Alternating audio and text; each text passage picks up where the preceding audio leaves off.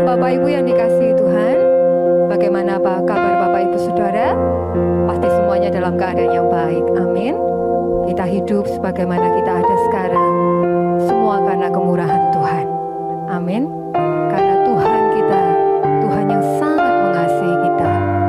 Kasih-Nya, kesetiaannya sangat besar dan tidak terukur.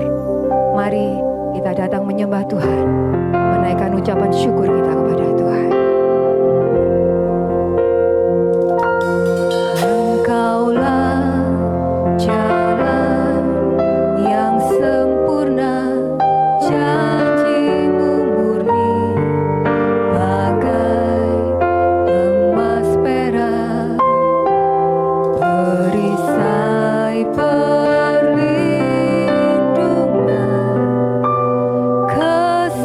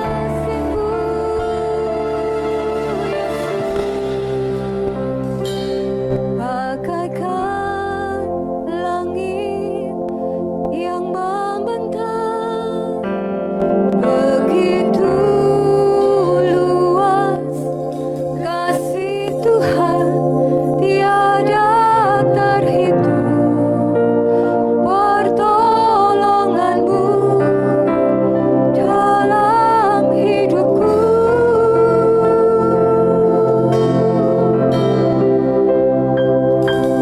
Bagaikan dalamnya samudra, begitu dalam kasih Tuhan, tiada terukur kesetiaanmu dalam hidupku.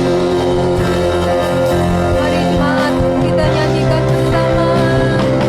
Bagaikan langit yang membentang, begitu luas kasih Tuhan, tiada terhitung pertolonganmu dalam hidupku.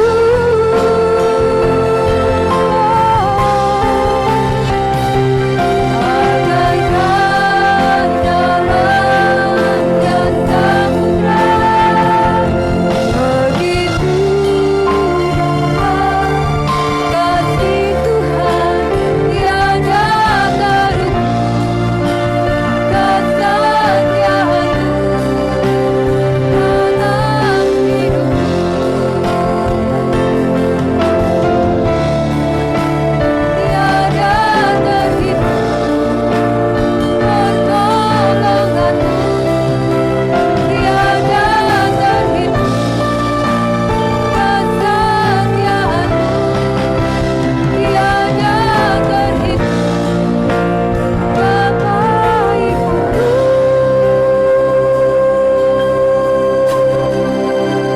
dalam hidupku.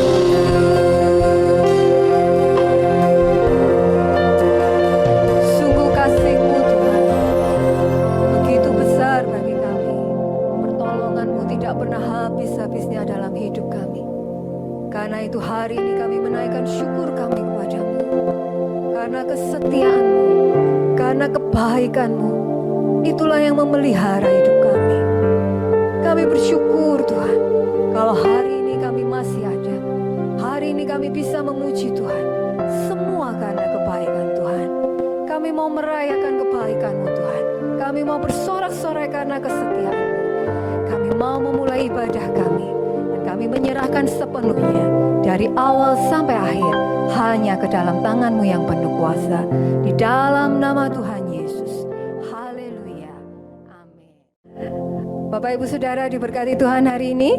Amin. Tuhan Yesus sungguh baik bagi kita. Amin. Kalau Bapak Ibu Saudara menonton siaran ini bersama keluarga, mari kita saling menguatkan, katakan kepada anggota keluarga yang lain, Tuhan Yesus baik. Amin. Tuhan Yesus baik. Tuhan Amin. Yesus baik. Amin. Mari kita memuji Tuhan. Dia sungguh baik. Apa yang tidak pernah kita pikirkan, apa yang tidak pernah kita bayangkan, itu yang disediakan bagi kita semua. Amin.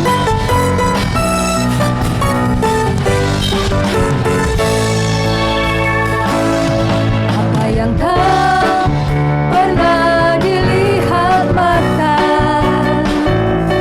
yang tak pernah didengar telinga, yang tak pernah timbul di dalam hati, semua disediakannya bagi yang mengasihi Dia. Apa yang tak pernah dilihat mata, yang tak pernah didengar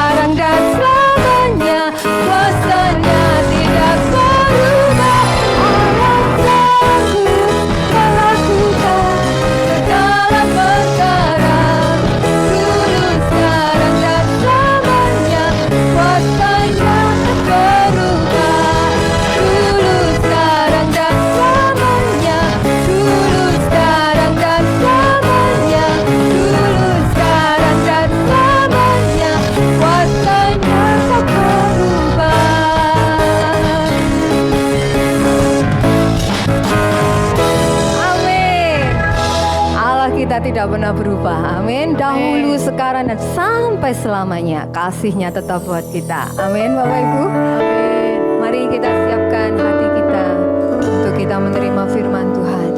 Tetaplah percaya bahwa Allah kita Allah yang besar, Allah yang sanggup memberi kita kemenangan. Amin, Bapak Ibu. Haleluya. Ku hidup karena percaya Kau yang berjanji setia, pengharapanku selalu ada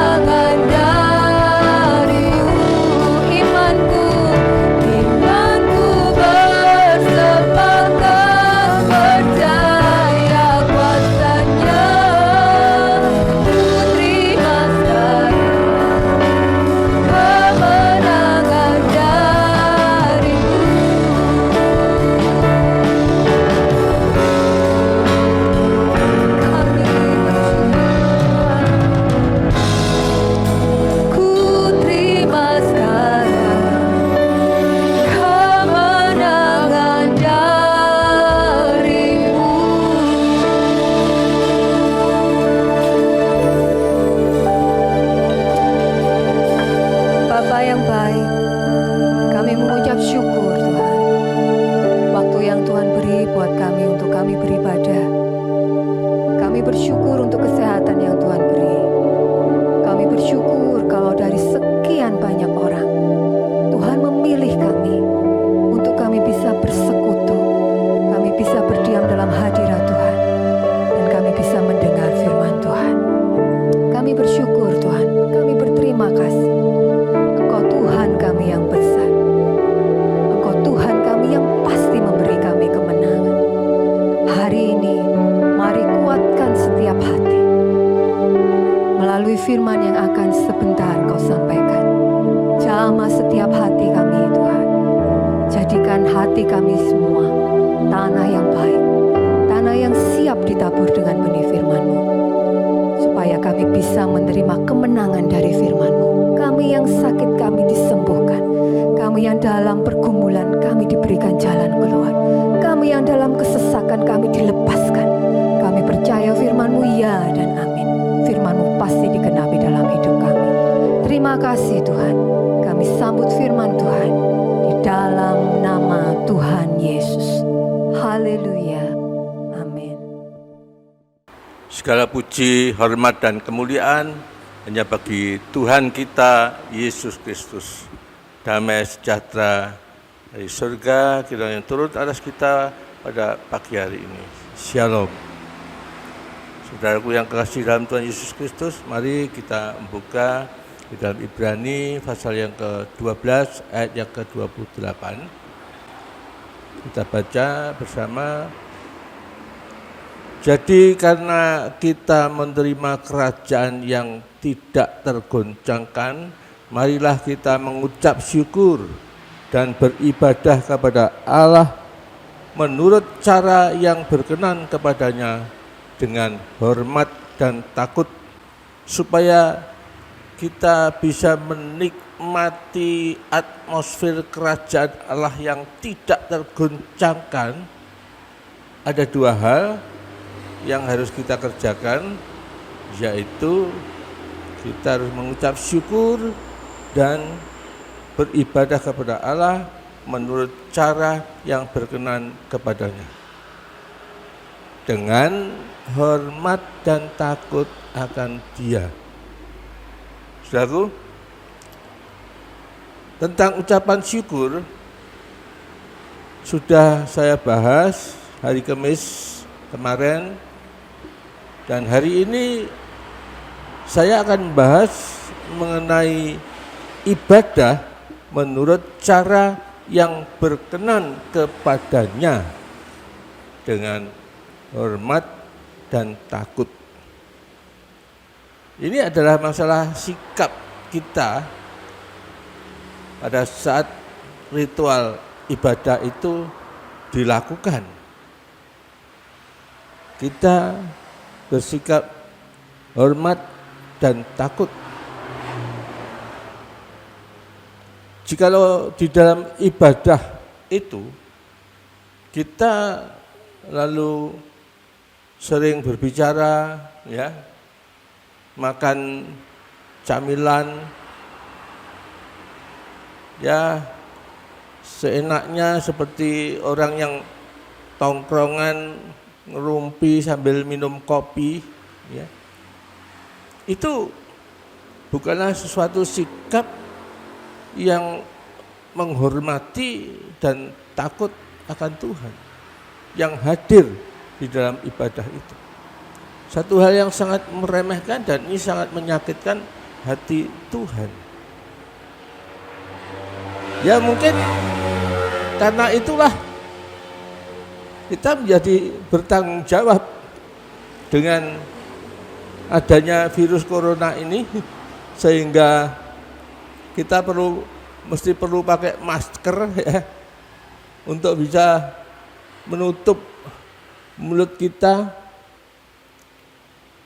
dan kita nggak bisa makan seenaknya. Saudaraku, kadang kita juga otak-ngatik HP. Saya melihat sendiri, ya, seringkali hal itu dilakukan di saat-saat ibadah berjalan. Ya, otak-ngatik HP is okay. Kalau itu memang Alkitabnya adalah Alkitab HP, jadi mesti memakai HP itu diutak-atik. Bisa juga bersikap ngelamun, ya, pikirannya mengkayal dan tidak konsentrasi, bahkan sampai ngantuk-ngantuk dan tertidur seperti Etikus. Sesungguhnya hal itu merupakan sikap kita itu menganggap remeh, mengentengkan, dan menganggap ibadah itu sudah satu hal yang murahan. Dan ini merupakan satu penghinaan bagi Tuhan. Oleh sebab itu di dalam Maleakhi dituliskan, Maleakhi 1 ayat 6 dan 12, ya. Seorang anak menghormati bapaknya dan seorang hamba menghormati tuannya. Jika aku ini bapa, di mana hormat yang kepadaku itu? Jika aku ini tuan, di manakah takut yang kepadaku itu? Firman Tuhan semesta alam kepada kamu, hai para imam yang menghina namaku. Tetapi kamu berkata, dengan cara bagaimanakah kami menghina namamu? Jadi tidak rumongsoh itu. Bahwa sikapnya itu sebetulnya sudah merupakan satu penghinaan bagi Tuhan yang hadir di tengah-tengah ibadah pada saat itu. Dan ayat 12 malah dikatakan, kamu menganggap mezbahku tidak penting, ya. Kamu sudah menghina dengan cara menganggap mezbahku tidak penting, ya. Di dalam terjemahan firman Allah yang hidup ini, ya. Dan kamu menyangka meja Tuhan itu memang cemar dan makanan yang ada di situ boleh dihinakan. Saudaraku, sikap yang demikian adalah sikap yang tidak menghormati dan tidak takut akan Tuhan. Dan jikalau sikap itu terus ada di dalam cara kita beribadah, ya, itu sama saja dengan ibadah kita itu cuma ibadah lahiriah saja. Paulus berkata di dalam 2 Timotius pasal 3 ayat yang kelima, secara lahiriah mereka menjalankan ibadah mereka, tetapi pada hakikatnya mereka memungkiri kekuatannya. Ya, sekalipun ibadah, karena ibadahnya itu cuma ibadah lahiriah, tidak mendapat apa-apa. Padahal ibadah itu besar kuasanya untuk mengubah hidup kita itu menjadi semakin seperti Kristus. Saudaraku, dengan adanya guncangan yang terjadi, kita yang sudah menerima kerajaan Allah atau Kristus yang ada di dalam kita dan kita ada di dalam Kristus, kita diajak untuk mengucap syukur, sebab guncangan itu sebetulnya justru memotivasi kita untuk beribadah kepada Allah menurut cara yang berkenan kepadanya. Istilah ibadah yang berkenan itu menyadarkan kita, oh berarti ada ibadah yang tidak berkenan. Ya, hal itu disebut berulang kali di dalam perjanjian lama, baik di dalam perjanjian baru oleh Tuhan Yesus sendiri. Namun saya tidak membahas itu pada saat ini. Saya akan fokus kepada ibadah yang berkenan kepada Allah. Rasul Paulus mengidentikan istilah itu dengan istilah ibadah yang sejati. Di dalam Roma 12 ayat yang ke-1, dia menuliskan, karena itu saudara-saudara, demi kemurahan Allah, aku menasihatkan kamu supaya kamu mempersembahkan tubuhmu sebagai persembahan yang hidup, yang kudus, dan yang berkenan kepada Allah. Itu adalah ibadahmu yang sejati. Ibadah yang dikemukakan oleh Rasul Paulus ini, saudaraku, sebetulnya sejajar dengan cara penyembahan yang diajarkan oleh Tuhan Yesus pada waktu Tuhan berbicara kepada seorang perempuan Samaria, di mana Tuhan menjelaskan Bapa di surga itu menghendaki orang percaya itu menyembah Bapa dalam roh dan kebenaran, saudara. Menyembah Allah di dalam roh dan kebenaran. Yohanes pasal yang keempat ayat 23 sampai 24, Tuhan Yesus berkata kepada perempuan Samaria itu, tetapi saatnya akan datang dan sudah tiba sekarang bahwa penyembah-penyembah benar akan menyembah Bapa dalam roh dan kebenaran, sebab Bapa menghendaki penyembah-penyembah yang demikian. Allah itu roh, dan barang siapa menyembah Dia harus menyembahnya dalam roh dan kebenaran. Saudaraku,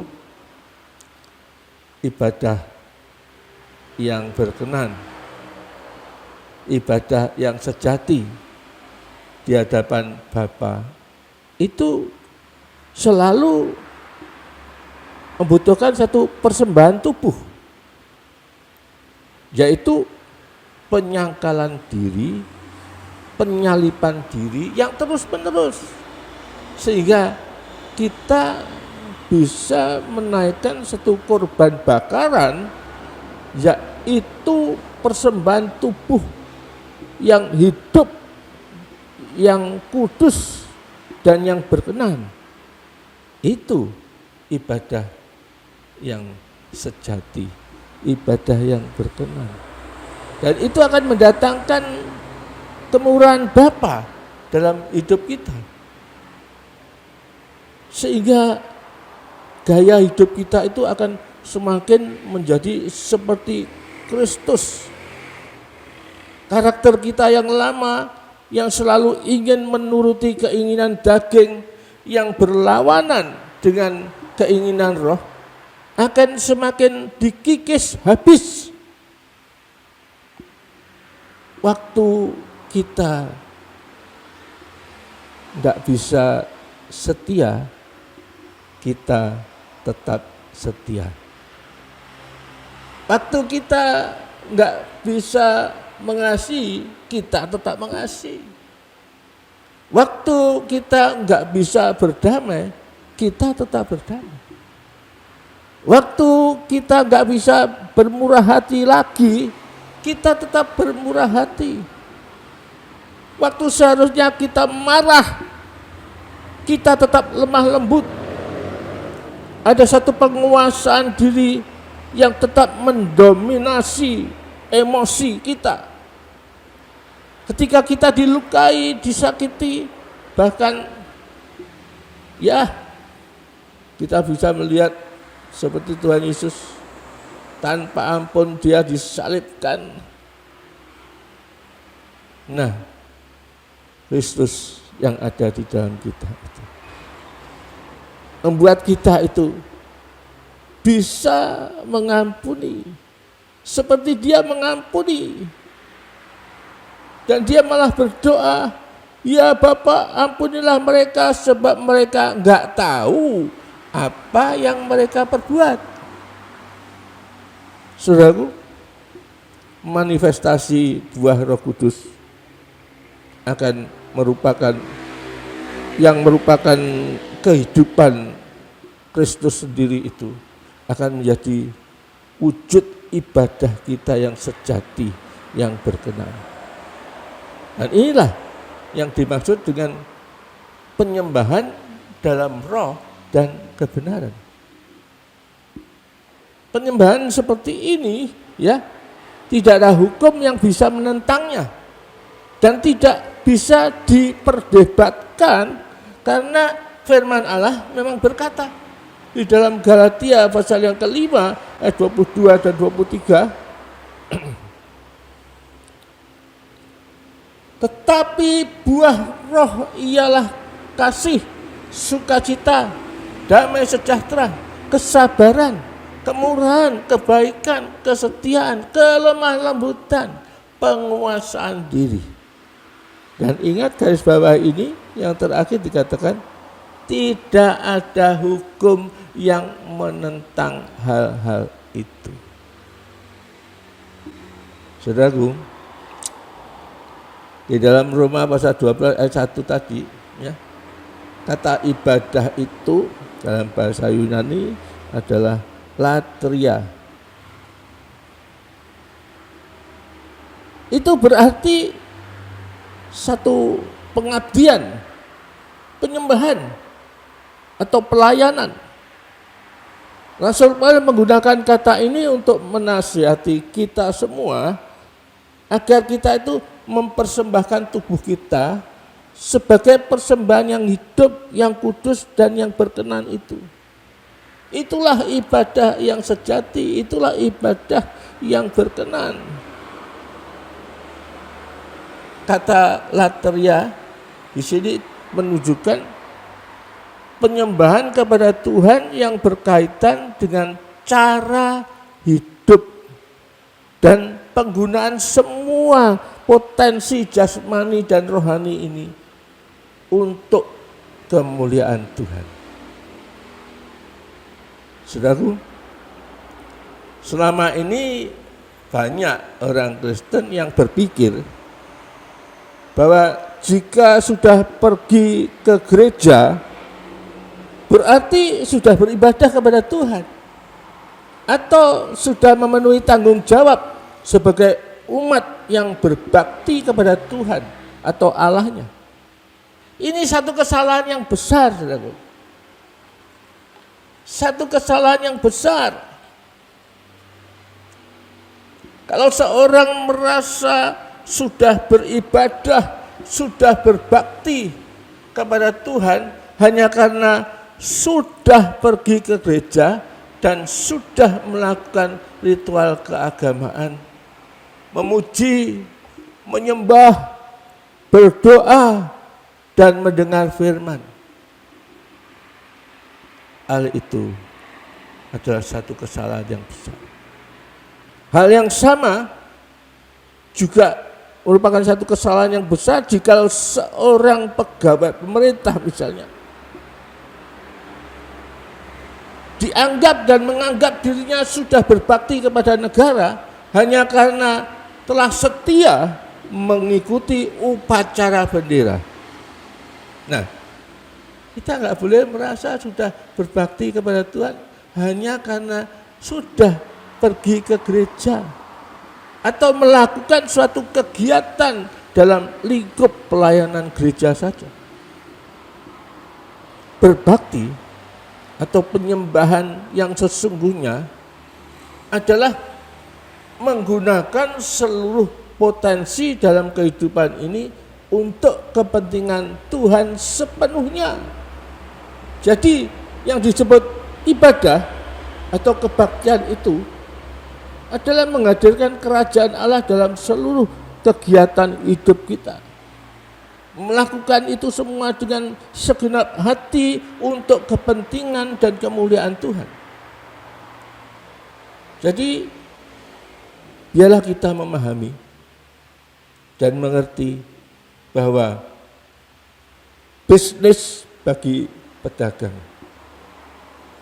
tugas media bagi seorang dokter atau perawat, tugas mengajar bagi seorang guru atau dosen, dan segala aktivitas yang kita lakukan dengan jujur, dengan penuh tanggung jawab, itu adalah kebaktian kita yang sesungguhnya kepada Tuhan.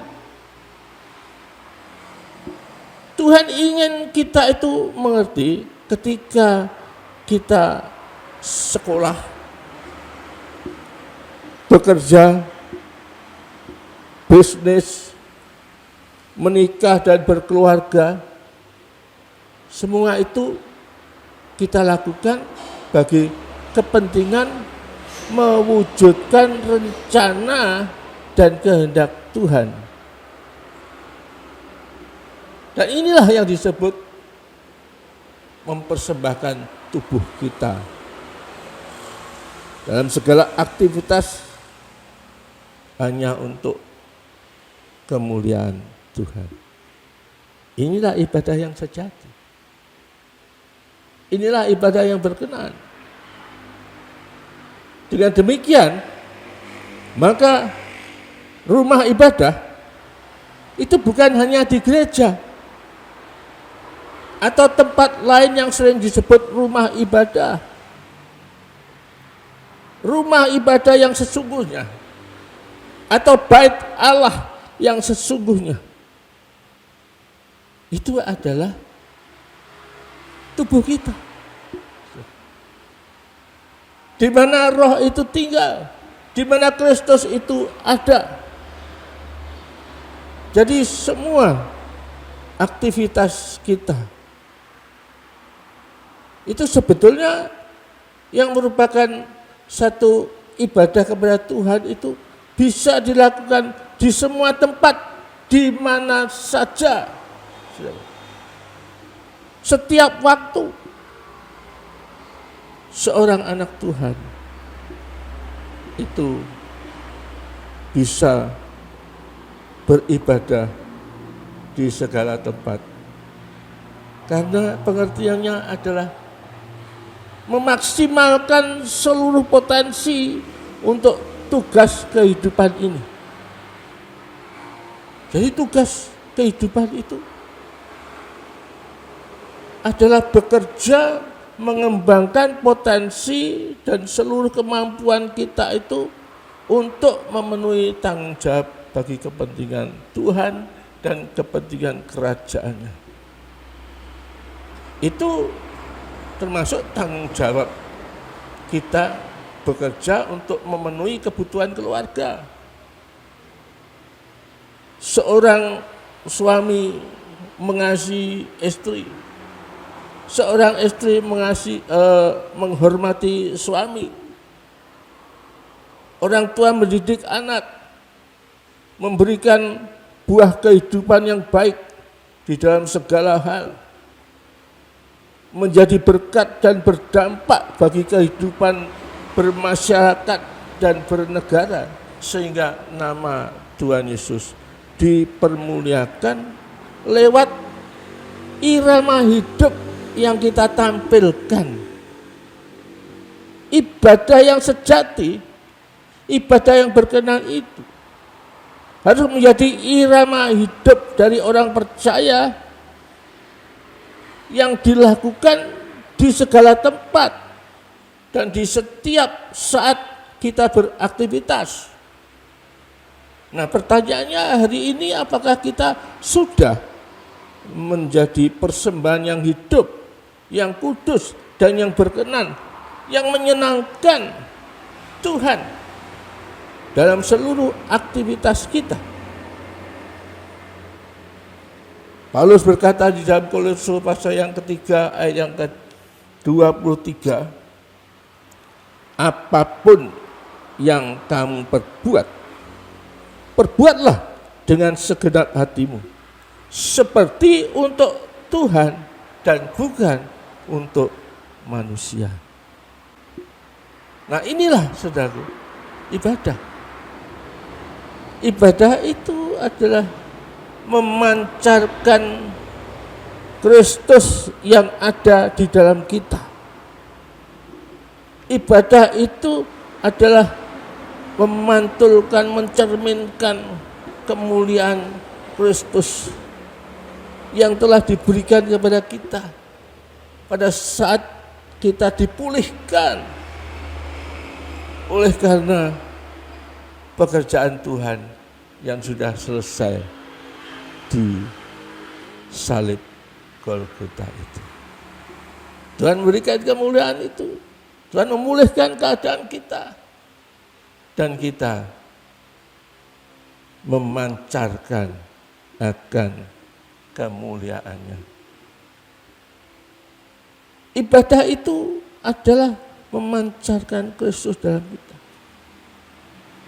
Dan jikalau kita lakukan itu, maka ibadah itu sungguh-sungguh ada kuasanya untuk mengubahkan kita menjadi semakin seperti Kristus. Itulah saudaraku, ibadah yang berkenan kepada Tuhan.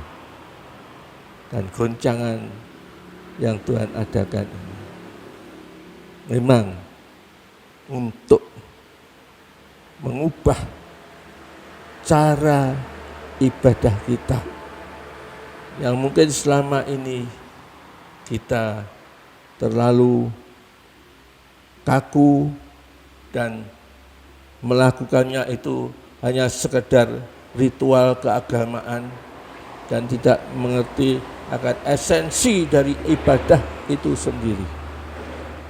Saat inilah untuk kita mulai mengerti ibadah itu adalah memanfaatkan semua potensi yang Tuhan berikan semaksimal mungkin untuk kemuliaan Tuhan. Lakukan itu dengan segenap hati untuk Tuhan, bukan untuk manusia. Amin. Mari kita masuk di dalam doa.